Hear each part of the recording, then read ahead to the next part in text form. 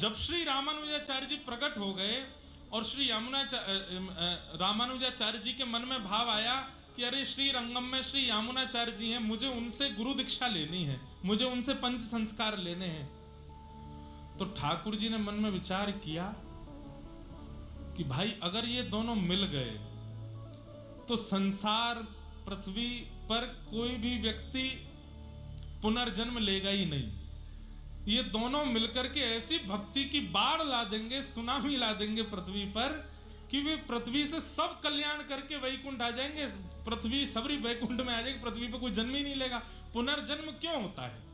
पाप के कारण होता है। पुनर्जन्म क्यों होता है? पूर्व साधन रह जाते हैं उनके कारण होता है। पुनर्जन्म क्यों होता है? पूर्व के कृत्य रह जाते हैं, अवशेष रह जाते हैं, उनकी वजह से होता है। ठाकुर जी ने मन में विचार किया, एक तो यामुनाचार्य और दूसरे रामानुजाचार्य, अगर ये दोनों मिल गए तो ये ऐसी भक्ति का प्रभाव डालेंगे कि पृथ्वी पर केवल घास फूस पेड़ पौधा पहाड़ रह जाएंगे, मानव तो आएंगे ही नहीं, पुनर्जन्म होगा ही नहीं फिर किसी का। तो पृथ्वी रूपी फुलवाड़ी का क्या होगा? इसलिए ठाकुर जी को कई लोग मुझसे इंटरव्यू में पूछ लेते हैं, महाराज जी आपको नहीं लगता युवाओं को संभल लेंगे? मैंने कि जितने संभल लें ठीक है, जितने नहीं संभल ले कचू पृथ्वी के लेंगे तो छोड़ो, आन दो बार बार। ठाकुर जी को चिंता हो गई।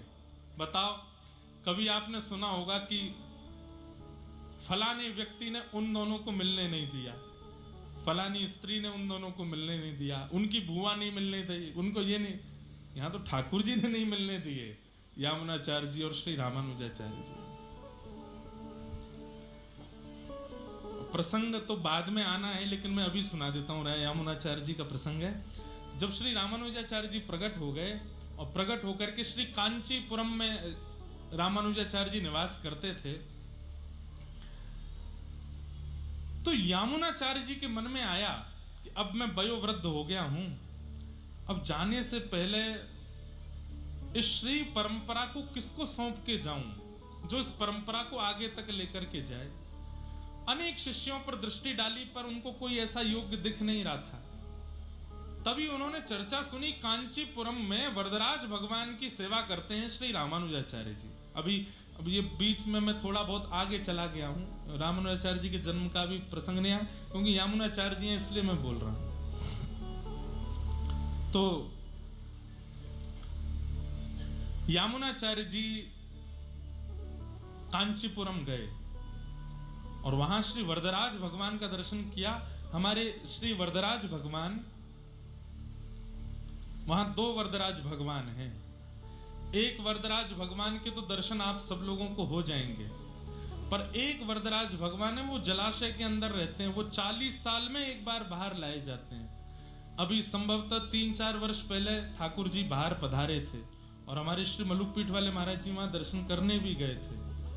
अब वो 40 साल बाद ही आएंगे बाहर, हम सब तो 80 के आसपास के आ जाएंगे, तब तक बचेंगे भी कि नहीं पता नहीं।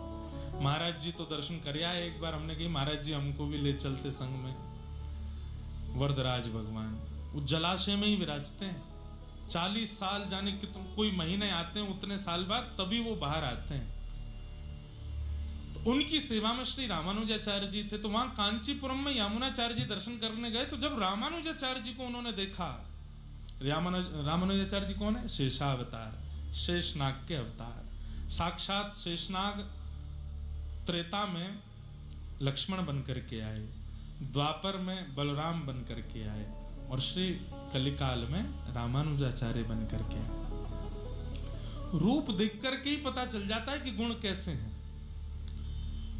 उनको कांचीपुर स्वामी जी महाराज ने सेवा दी थी कि आप पास के सरोवर में से जल ला करके श्री ठाकुर जी को पधराओ।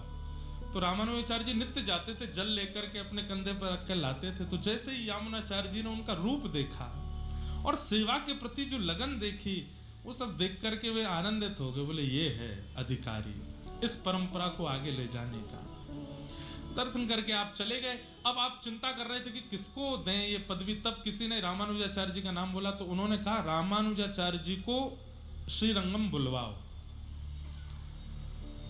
और ये आज्ञा दे करके वो मंदिर के अंदर आए तो श्री रंगनाथ भगवान ठाड़े हो गए और बैठ करके बोले यामुनाचार्य जी मुझे आपकी बहुत याद आ रही है। ठाकुर जी यामुनाचार्य, अरे जय जय, मैं सामने ही तो खड़ा हूं, यहाँ नहीं, अब तुम्हारे वैकुंठ में आ जाओ। क्योंकि वो चाह रहे हैं कि ये दोनों मिले नहीं, मिलेंगे तो पृथ्वी का उद्धार कर देंगे, तो पृथ्वी को वैकुंठ भेज देंगे पूरी को। सब लोगों को तो मंत्र दीक्षा देकर के कल्याण कर ही देंगे, ये पृथ्वी को भी मंत्र दीक्षा दे देंगे, पृथ्वी भी वैकुंठ आ जाएगी। तो यामुनाचार्य जी से बोले, अब आप मेरे वैकुंठ आ जाओ, मुझे आपकी बहुत हाथ पकड़ लिए। और ठाकुर जी मनावे में तो आगे हैं ही हैं, आप मेरे नहीं हो, मेरी बात नहीं मानोगे। यामुनाचार्य जी बोले, इतने सारे शिष्य हैं और अभी तक हमने आगे का किसको पदवी देनी वो चयन भी नहीं, इनमें से किसी को चुन के बैठा दो ना। यामुनाचार्य जी, ऐसे नहीं, आपने हमको पृथ्वी पर भेजा है मानव कल्याण जीव उद्धार के लिए, चुन करके विशिष्ट किसी व्यक्ति को बैठा के आएंगे। ठाकुर जी बोले, अब देखो हम तुमसे निवेदन कर रहे हैं, तुम आ जाओ हमारे पास। तो यामुनाचार्य जी बोले, एक काम कीजिए, 8 दिन की समय दे दीजिए मुझे। 8 दिन क्यों? बोले वो आचार्य हैं, वो सब जान गए। बोले ठाकुर जी चाह नहीं रहे कि मैं और रामानुजाचार्य मिलें। तो 8 दिन का समय क्यों मांगा? बोले जिसको मैंने आज्ञा दे करके भेजा वो 4 दिन में पहुंचेगा कांचीपुरम, और वहां से रामानुजाचार्य जी को लेकर के आएगा। 4 दिन जाने के, 4 दिन आने के। 8वें दिन रामानुजाचार्य जी जैसे यहाँ आएंगे, उनको मंत्र दीक्षा पंच संस्कार करके उनको अपना शिष्य बना करके तुरंत वैकुंठ चला जाऊंगा। इसलिए 8 दिन की मोहलत मांगी। ठाकुर जी 8 दिन दे दो। ठाकुर जी बोले ठीक है 8 दिन दे दिए। अब यामुनाचार्य जी बाहर गए, ठाकुर जी जैसे ही पहुंचे, ठाकुर जी बोले इन्होंने 8 दिन क्यों मांगे? सोचो, आचार्य चरणों की बात पर ठाकुर जी भी सोच रहे 8 दिन क्यों मांगे? सप्ताह मांग लेते भाई, एक क्रम होता है ना मांगने का, 1 हफ्ता दे दो, सप्ताह मांगना चाहिए थी। 8 दिन की क्या इक्वेशन है? तब विचार करके उन्होंने नेत्र बंद करके ध्यान लगाया, यामुनाचार्य जी के हृदय में क्या चल रहा है तो पता, ओहो 4 दिन में शिष्य पहुंचेगा, रामानुजाचार्य जी को लेके आ जाएगा, ये तुरंत उनको दीक्षा देंगे और दीक्षा देते ही वैकुंठ आएंगे। अब ठाकुर जी दोबारा तो बुला नहीं सकते यामुनाचार्य जी को, नहीं तो संशय हो जाएगा ठाकुर जी क्यों जिद कर रहे हैं इतने। रामानुजाचार्य जी को जैसे ही पता चला कि श्री यामुनाचार्य जी ने आपको बुलाया है, तुरंत उसी समय चल दिए। बोले मैं तैयार, मैं तो उनको गुरु मानता हूं और मेरी बहुत इच्छा है कि मैं उन्हीं से ही गुरु दीक्षा ग्रहण करूं, वैष्णव दीक्षा पाऊं। रामानुजाचार्य जी आ रहे थे और जैसे ही श्रीरंगम पहुंचे, यामुनाचार्य जी के सन्मुख आने ही वाले थे, उससे पहले ही ठाकुर जी ने यामुनाचार्य जी को भगवत धाम बुला लिया। लेकिन यामुनाचार्य जी इतने विद्वान हैं, वो जब पधारे तो ऐसे पधारे, 3 उंगली बंद करके बैठे, ऐसे उनकी मुद्रा थी। जब उनका शब्द देखा, रामानुजाचार्य जी बहुत रोए, चरण पकड़ पकड़ के खूब व्याकुल हुए, मूर्छित हो गए, मूर्छा टूटी। उन्होंने कहा दर्शन तो कर लो। बोले मुझे इनसे दीक्षा लेनी थी, ये मेरे आचार्य, मेरे गुरु हैं। बोले अब कोई बात नहीं, अब दर्शन करो। तो आपने सर्वांगीण अंग का दर्शन किया और जैसे ही आपने 3 मुट्ठी बंद देखी, तब रामानुजाचार्य जी बोले इनको पता था कि ठाकुर जी हम दोनों को मिलने नहीं देंगे, इसलिए कुछ संकेत करके गए हैं। तो रामानुजाचार्य जी ने उसी समय यामुनाचार्य जी के श्री स्वरूप के सामने घोषणा की, अब से मैं नित्य कांचीपुर के स्वामी जी महाराज का सत्संग करूंगा, उनका सत्संग नित्य किया करूंगा। ये बात जैसे बोली तो 1 मुट्ठी की उंगली खुल गई। दूसरी बात आपने कही कि अद्वैत वेदांत के प्रकांड पंडित श्री यादव प्रकाश जी, उनसे मैं भाव श्रवण करूंगा। इतने में ही आपकी दूसरी उंगली भी खुल गई। विशिष्टाद्वैत सिद्धांत का प्रतिपालन करते हुए पूरे विश्व में मैं श्री वैष्णव परंपरा को व्यवस्थित करूंगा, ये कहते ही आपकी तीसरी उंगली भी खुल गई। और मानो जैसे मंत्र दीक्षा पंच संस्कार तो नहीं कर पाए, पर अपनी 3 आज्ञाओं की दीक्षा उन्होंने रामानुजाचार्य जी को प्रदान कर दी। ठाकुर जी यूं ही खड़े रह गए, बोले ये कितने अद्भुत हैं कि 9 मिलते हुए भी मिल लिए दोनों। अब रामानुजाचार्य जी बोले कि उतना कल्याण तो नहीं कर पाऊंगा मैं जितना इनके रहते रहते कर पाता, क्योंकि अगर इनके रहते करते तो फिर पृथ्वी में हम लोग तो होते ही नहीं, हमारे पूर्वज ही प्रस्थान कर गए होते, सब विश्राम हो गया होता। लेकिन ठाकुर जी की इच्छा, फिर भी यामुनाचार्य जी जाते जाते 3 आज्ञा दे गए और वो आज्ञा रख करके गए। ये तो बात एक विशिष्ट है, पर रामानुजाचार्य जी समझ गए ये कितनी विशिष्ट बात है। ऐसे आचार्य श्री रामानुजाचार्य जी, यामुनाचार्य जी महाराज का भगवत धाम प्रस्थान हो गया। उसके बाद फिर रामानुजाचार्य जी नाराज हो गए रंगनाथ भगवान से और दूर से देख के बोले, आपने मेरे गुरुदेव से मुझे दीक्षा नहीं होनी थी, अब मैं आपके दर्शन करने नहीं आऊंगा। ठाकुर जी बोले, रामानुज तुम कैसे समझोगे, आपकी आज्ञा से ही तो आए हैं हम लोग आचार्य रूप धारण करके मानव कल्याण, फिर भी आप हमको मिलने नहीं दिए। ठाकुर जी बोले, तुम दोनों मिलते तो फिर सबका कल्याण हो जाता, ये संसार प्रकृति आगे कैसे बढ़ती, इस पृथ्वी का चलायमान होना भी तो आवश्यक है, इसलिए मिलन नहीं होने दिया। रंगनाथ भगवान से बोले, आपने मेरे गुरुदेव से मिलने नहीं दिया, मैं अब आपको नहीं देखूंगा, चले गए वहां से। ठाकुर जी बोले, आज यामुनाचार्य जी गए, शोक का दिन है और शोक के अवसर पर रामानुजाचार्य आए हैं, मैं अभी बाहर आकर के वो सब भाव प्रकट नहीं करूंगा, मैं तो तब रामानुज को मिलूंगा जब आनंद का उत्सव हो रहा हो। अभी रामानुजाचार्य जी गए, शोक है इसलिए अभी रूठ के चले गए, कोई बात नहीं हम मना लेंगे बाद में। रामानुजाचार्य जी वहां से वापस आए और फिर यामुनाचार्य जी के ही 5 शिष्यों से रामानुजाचार्य जी ने अपने संपूर्ण सिद्धांत को ग्रहण किया। अब संन्यास ग्रहण करते अब इनकी याद किसको आने लगी, रंगनाथ भगवान को। श्री रंगम में रंगनाथ भगवान, यामुनाचार्य जी के जाने के बाद रंगनाथ मंदिर की गादी सूनी पड़ी थी, सबने जाकर के प्रार्थना की, बोले भगवान यामुनाचार्य जी के आसन पर किसी को तो बैठाइए। तब रंगनाथ भगवान बोले, एक ही है अधिकारी। बोले कौन? कांचीपुरम में विराजमान श्री रामानुजाचार्य। पर वो तो आएंगे नहीं, वो तो आपसे नाराज बैठे हैं।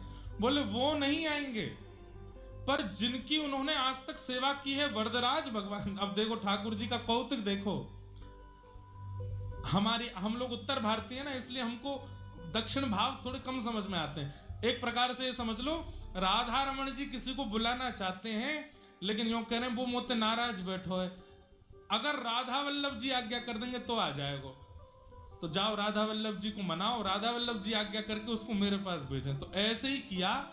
रंगनाथ भगवान कह रहे हैं वो जिनकी सेवा करते हैं वरदराज नारायण भगवान, अगर वो आज्ञा कर देंगे रामानुजाचार्य जी को कि तुम जाओ और जाकर के रंगनाथ में गद्दी संभालो, तो उनको आना पड़ेगा। तो बोले वो कैसे होगा? बोले वरदराज भगवान को संगीत बहुत प्रिय है और श्री वरदराज भगवान के सामने आप लोग यामुनाचार्य जी के पुत्र जो कि संगीत के विशारद हैं, संगीत में बहुत अच्छे हो चुके हैं, उनका नाम था श्री वररंग जी, यामुनाचार्य जी के पुत्र, इनको भेजो और ये जाकर के श्री वरदराज भगवान के सामने सुंदर स्वर लहरियों में जब गाएंगे तो वरदराज भगवान इनसे कहेंगे वरदान मांगो, हम तुमसे बहुत प्रसन्न है। तो ये वरदान में रामानुजाचार्य जी को ले आएंगे। ठाकुर जी योजना बना रहे हैं, ठाकुर जी ही देने वाले हैं। कैसी विचित्रता है ठाकुर जी की लीला। वररंग जी से कहा कि आप जाइए और कांचीपुरम में श्री वरदराज भगवान से रामानुजाचार्य जी को लेकर के आइए। वररंग जी जब आए तो रामानुजाचार्य जी ने उनका सत्कार किया, यामुनाचार्य जी के पुत्र हैं, आइए पधारिए। कैसे आए? बोले वरदराज भगवान के सामने राग सेवा करनी है और आप उनके सामने बैठ कर के राग सेवा करने लगे, गाने लगे भाव। अब भाव तो उन्होंने कुछ तमिल में गाया होगा लेकिन हम पद गा देते हैं। कोदार जग माही ऐसो, कोदार जग माही ऐसो, कोदार जग माही ऐसो, कोदार। सब लोग गाओ।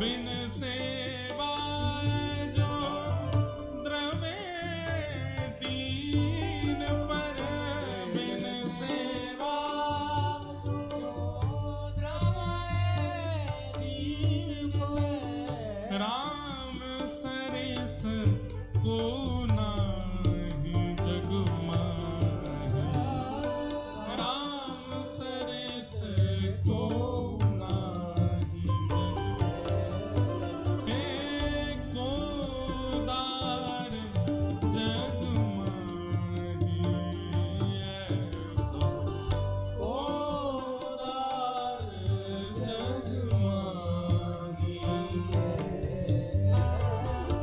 तुलसीदास सब भांति सकल सुख, तुलसीदास सब भांति सकल सुख, तुलसीदास सब भांति सकल सुख, तुलसीदास सब भांति सकल सुख, जो चाहसी मन मेरो मेरो, जो चाहसी मन मेरो,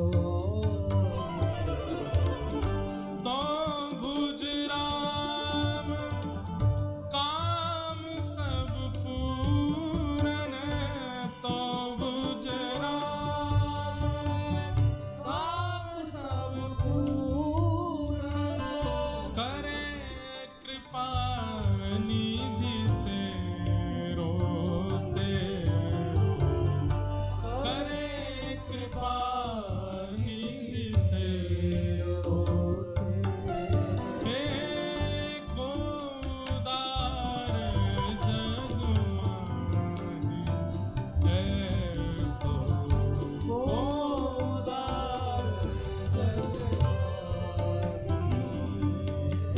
श्री वररंग जी ने ऐसा गायन किया, वरदराज भगवान प्रसन्न हो गए। सब लोग मार्ग दे दो, इधर देखो। वररंग जी ने ऐसा गायन किया, ऐसा गायन किया, श्री वरदराज भगवान जो सामने विराजमान मूर्तिमंत थे प्रकट हो गए प्रत्यक्ष, और प्रकट होकर के श्री वररंग जी को हृदय से लगा करके बोले, वरदान मांगो, क्या चाहिए। हमारे श्री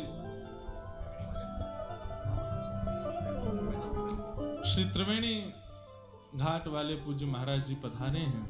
महाराज जी के श्री चरणों में बारंबार वंदन करते हैं, प्रणाम करते हैं।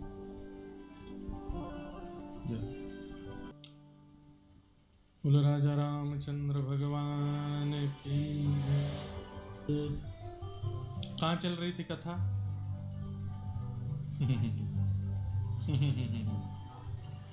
कितने बढ़िया श्रोता हो आप लोग। कहाँ?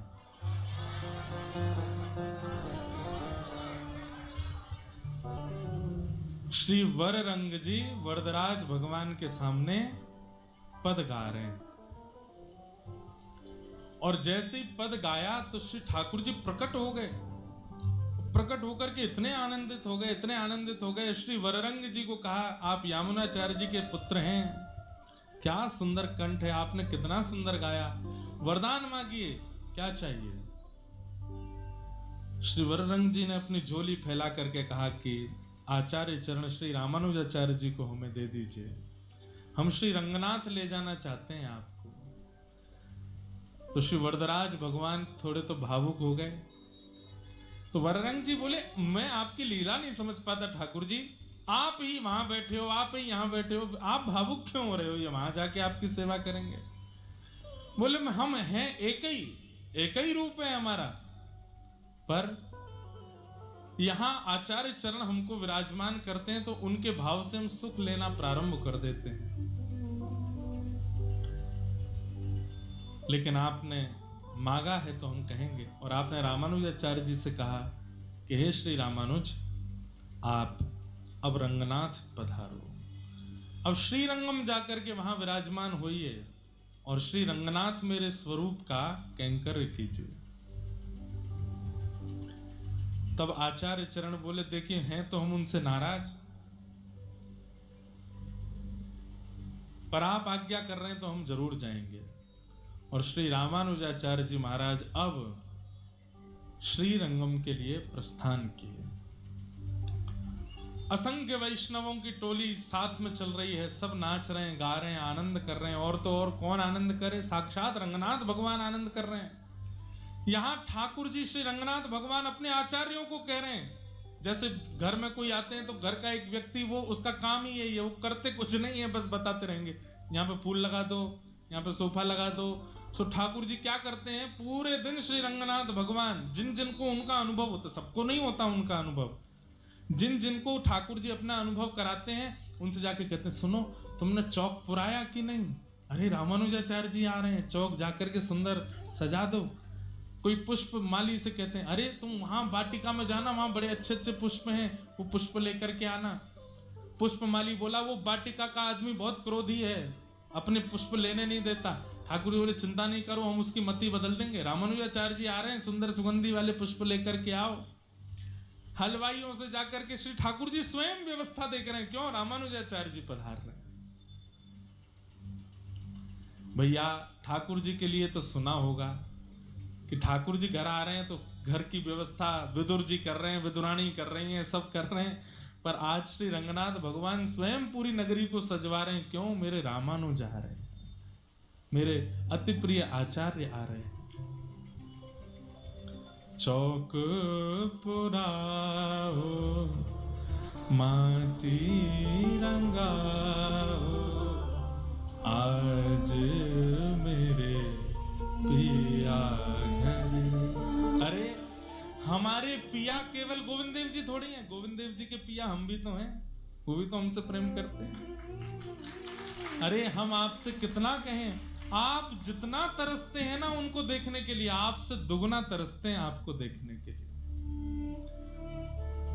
वे तो चाहते हैं कि कभी ऐसा अवसर आए कि ये जो दहली है बीच में, इसको लांग के आप भीतर आ जाओ और गोविंद देव जी को अपने हृदय से लगा लो। वो तो बैठे हैं इसके लिए। आज छवि का अनुभव करो, शंख चक्र गदा पद्मधारी साक्षात नारायण, जिनके कारण पूरी पृथ्वी संभली रहती है, वे पूरे रंगनाथ मंदिर में घूम रहे हैं और सबको व्यवस्था बता रहे हैं, क्यों? रामानुजाचार्य जी आ रहे हैं। हेरी सखी मंगल गाओ रे, धरती अंबर सजाओ रे, उतरेगी आज मेरे पीर की सवारी। अरे कोई काजल लाओ रे, मोहे काला टीका लगाओ रे, उनकी छब से देखूं मैं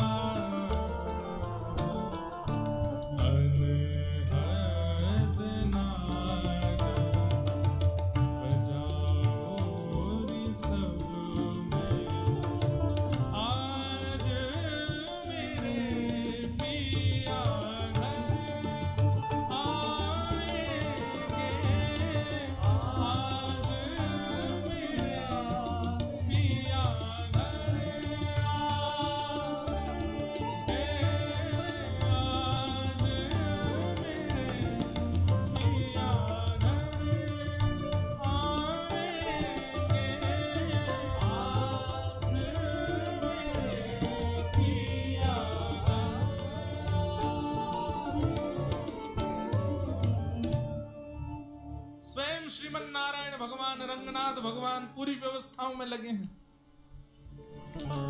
आचार्य चरणों को बुला करके कह रहे हैं, अरे द्वार पर जाओ, मुझे पालकी की सुगंधी आ रही है, मुझे ढोल नगाड़ों की आवाज आ रही है, रामानुजाचार्य जी आने वाले हैं। सब व्यवस्थाएं करा दी, स्वयं बैठे गर्भगृह में। लेकिन जैसे ही आचार्य चरण द्वार पर आए, ठाकुर जी रोक नहीं पाए स्वयं को और दौड़ करके गए और 7वीं दोहरी पर जाकर के श्री रामानुजाचार्य जी को श्रीमन नारायण भगवान ने अपने अंक से भर लिया। रामानुजाचार्य जी के नेत्र सजल हैं, यहाँ ठाकुर जी के नेत्र सजल हैं। रामानुजाचार्य जी उदास होकर के गए हैं तो ठाकुर जी मानो मना रहे हैं, अब तो आप नाराज नहीं है ना मुझसे। वो मुझे करना था, मैं चाहता था कि आप और रामानुजाचार्य जी मिले, मुझे तो सुख मिलता, लेकिन अब आप नाराज मत होइए और कैंकर्य में पधारिए।